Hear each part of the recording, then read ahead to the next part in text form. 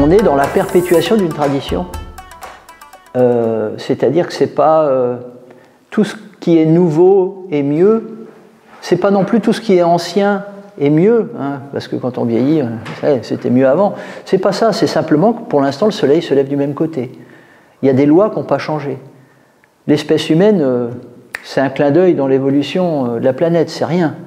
Donc en fait, voilà, c'est évident que ce qui a été dit il y a 5000 ans, c'est toujours d'actualité. Simplement, on passe notre temps à oublier des trucs et on est obligé de les redécouvrir.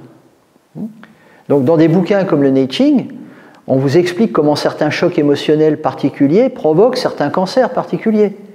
On est en 300 avant Jésus-Christ. Aujourd'hui, il y a encore des colloques entre les médecins qui ne sont pas d'accord pour dire est-ce que les émotions ont un lien avec les... Vous voyez, voilà, on est là-dedans, quoi. Donc nous, ça nous fait des vacances par rapport à ça. On a un recul et un regard qui va nous permettre de ne pas être tout le temps brinque-ballé par les dernières découvertes, parce qu'il y a des choses qui, sur le fond, ne bougent pas forcément. Des grandes lois, hein, mais que nous, on a oubliées.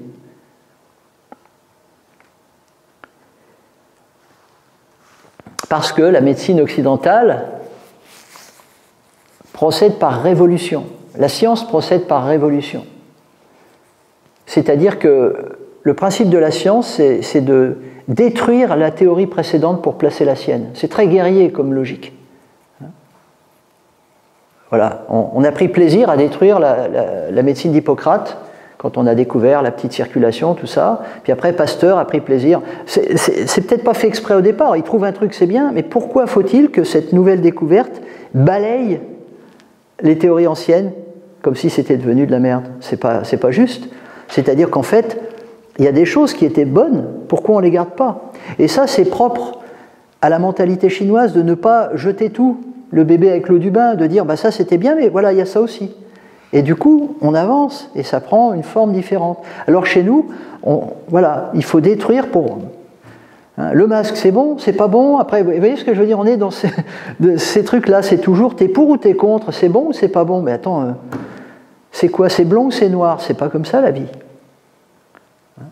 Donc, effectivement, cette forme de mentalité est très particulière et elle crée une science sans mémoire, hein, qui procède par révolution, et on oublie à chaque fois ce qui s'est passé avant, et évidemment, on sait très bien, quand on ignore l'histoire, on est condamné à la répéter. Et que quand par contre on voit au fil des siècles comment les choses se passent, on voit le cycle des saisons, on voit le lien entre la circulation des astres dans le ciel et les phénomènes humains sur Terre, et pas que humains, forcément on peut prédire ce qui va se passer.